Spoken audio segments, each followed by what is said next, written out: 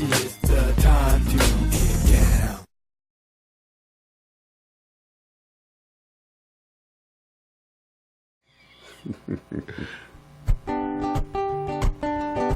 Times are a-changing, but some things stay the same. You start each morning with a cup of coffee every day. Maybe hit the snooze, turn on the local news, but nothing good comes from a one-sided point of view. Marijuana for dummies. Come for the info, stay for the reefer. Marijuana for dummies. Come for the info and stay for the reefer. Yeah. Marijuana for dummies, you guys. Resisting the miseducation of marijuana, the ongoing drama that is recreational marijuana, because the public is going that way. There are those isolated communities that, well, at least has leadership that says that they don't want it. But, you know, the word is kind of out there. It's one of those things that the issue has kind of already been decided. There's just the people dragging their feet now. So recreational marijuana. So what's happening in California? Well, what's happening is that it's not totally rolled out. And let me just say something, too.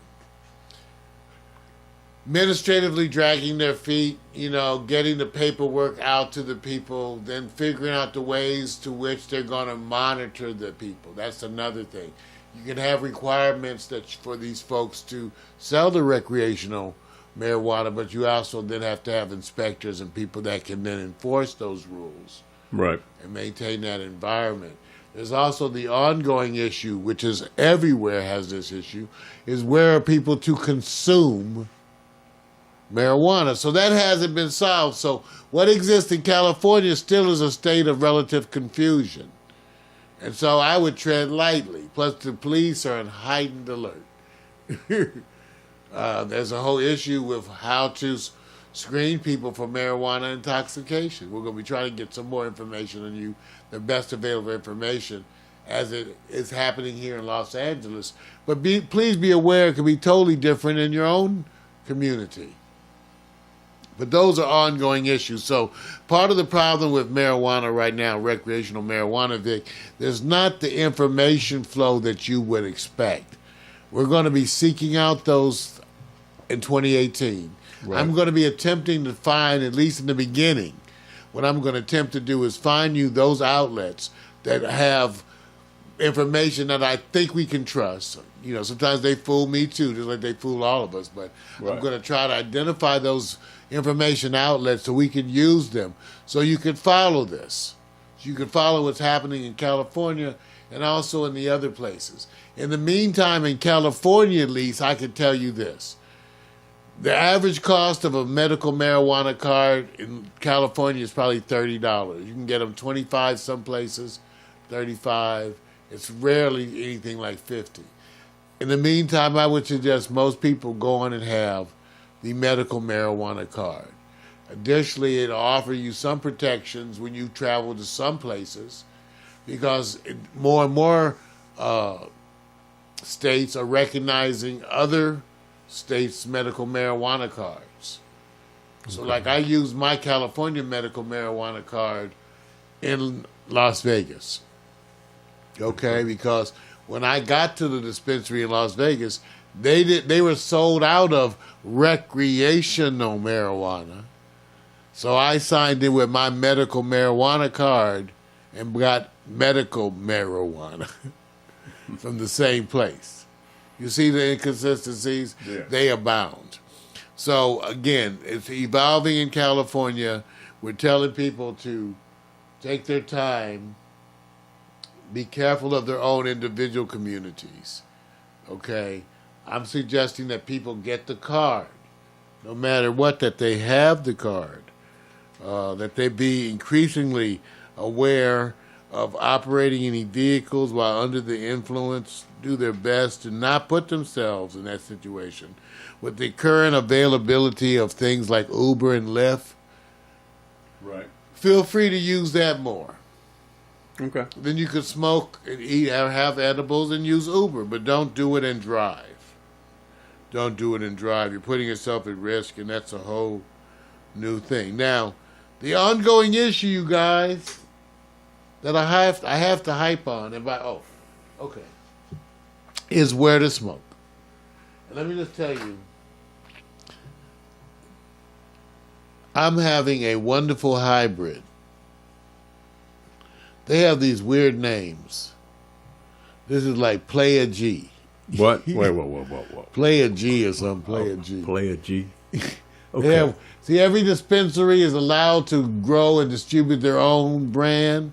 And if they get popular, you can imagine you have your dispensary. You grow weed.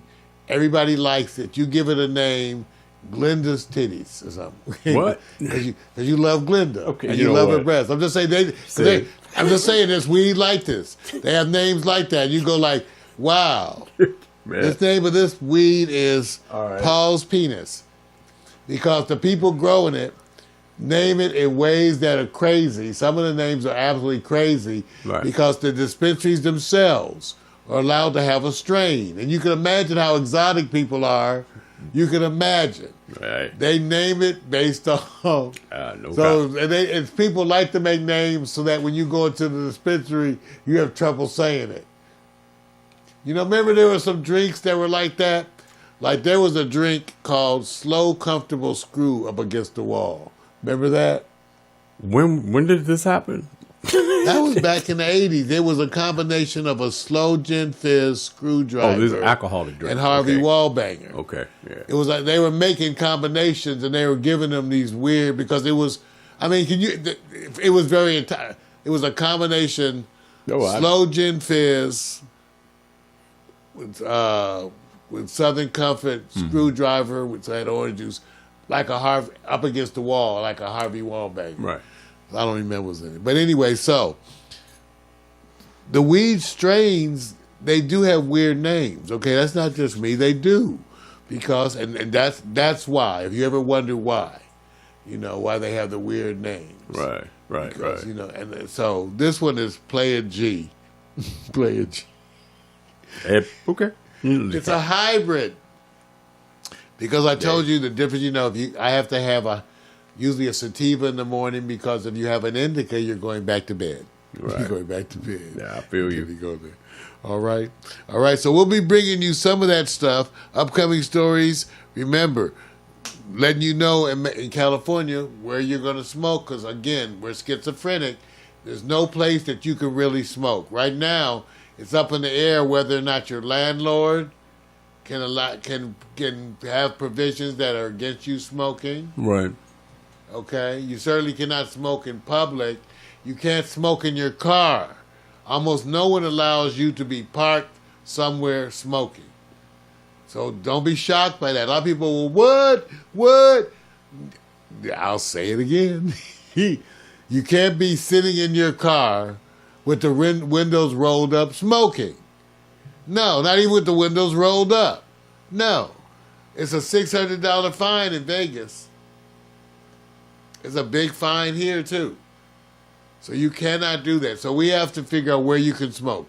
I'm, again, a proponent of the same way they do it in Amsterdam, where they have the coffee houses, which if you are a coffee house in Amsterdam, it means you sell weed.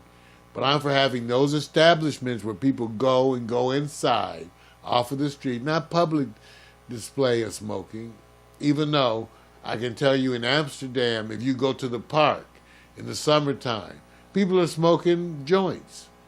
Well, just like they're having wine and bread and cheese, Right. they're sitting over there having a joint.